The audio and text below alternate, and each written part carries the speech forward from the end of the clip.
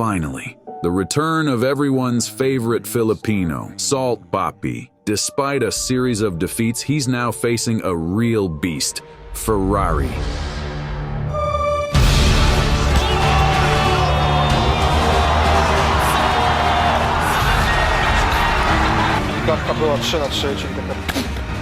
A true professional MMA fighter who knocks out his opponent spectacularly.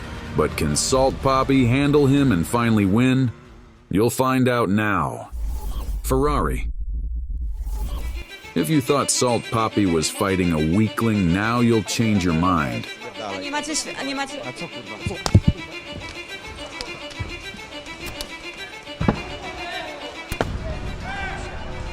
Ferrari, or Amadeus Roślik, is a well-known Polish MMA fighter with a record of 6-5, but that's only because Ferrari always loves to brawl with his opponents. Salt Papi has never faced such physically strong opponents, so be prepared for real fireworks in this fight. Ferrari's fighting style is not very smart, but very effective. He waits for counterattack opportunities and then delivers 20 or even 30 strikes in a row to his opponent. Almost always, these are just hooks.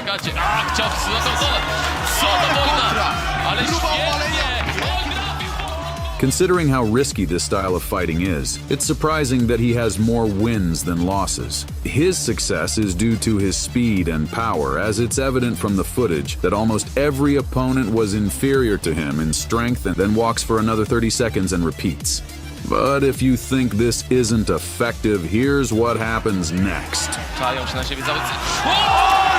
This was a rematch with Adrian Polansky, who had won by split decision the last time. For this knockout, Ferrari was disqualified for an illegal kick after the knockout. Ferrari loves to break the rules, start fights, insult his opponents, and has never been knocked out. All his losses have been by judges' decisions, often not quite fair, or when he lost in grappling. Ferrari is a young, upcoming fighter, only 27, with huge career plans, and his next plan is to knock out Salt Papi. Believe me, if Slim could do it, Ferrari has everything it takes.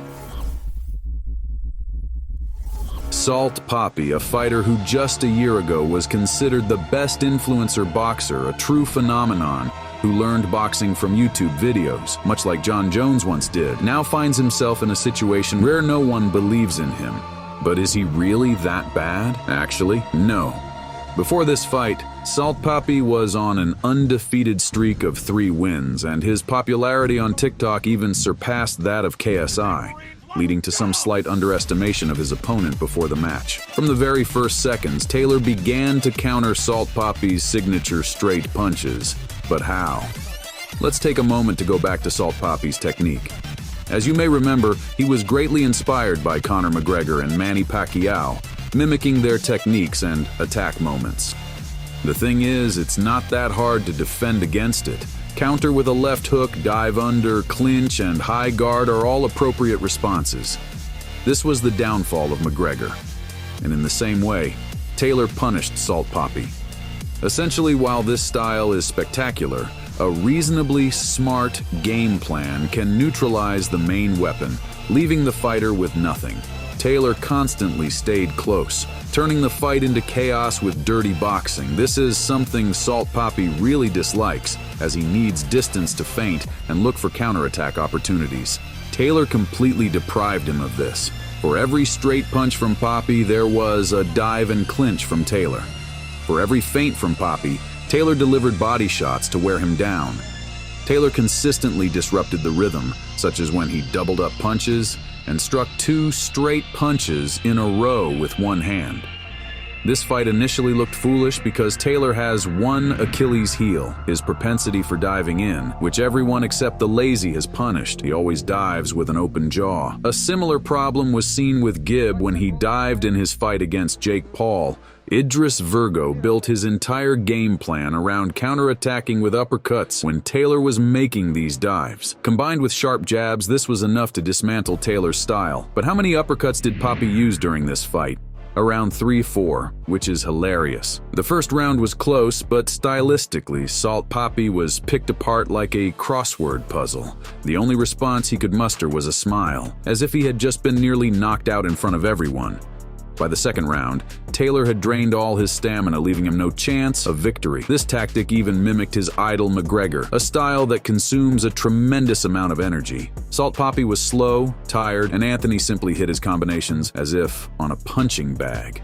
Eventually, we saw Salt Papi fighting without a smile, understanding that it was all over. Ultimately, Salt Papi and his team decided that the problem was his speed and excess weight. Spoiler, it wasn't, and soon you'll know that too.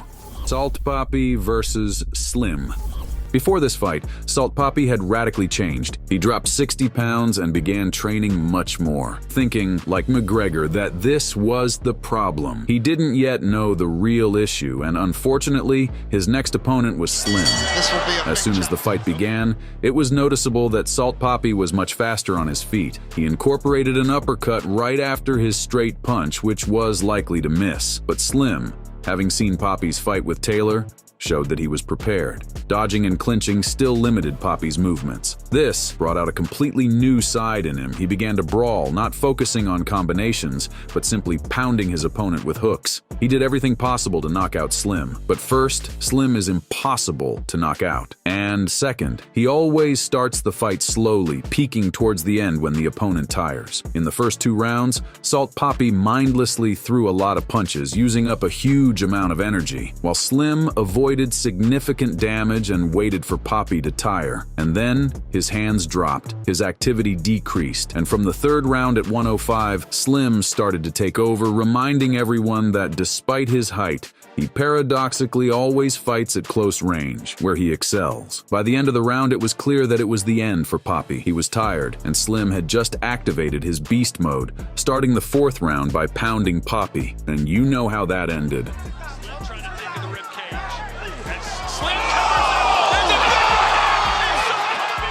What did Salt Papi do wrong? Ultimately, despite having an exciting and interesting style, Papi shifted to mundane brawling, misused a lot of energy, and lost again. There is only one reason for all this: Salt Papi's coaches, because what he lacked in both fights was discipline and a game plan.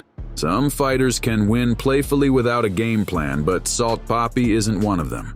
Playfully, he can only lose. There was no sign that Papi had studied Slim's or Taylor's style. He wasn't prepared for them at all, and that was the problem, because Salt Papi has everything he needs to defeat these fighters. Less silly smiles, silly actions, and a good game plan. With these, Salt Papi can defeat any opponent. Prediction. Despite Ferrari's strength, I think Salt Papi can win, but he needs a really good game plan. Ferrari doesn't press, he gives a lot of space. This already makes the fight easier for Papi. He can easily be tricked and caught with a left straight. Another bonus for Papi. Papi should be smarter, using no more than 2-3 punch combos. Keep the distance, and he can easily win by decision. But if Salt Papi decides to smile and brawl again, he will be knocked out like never before. I expect a victory by decision for Salt Papi. What do you think? Who will win this fight?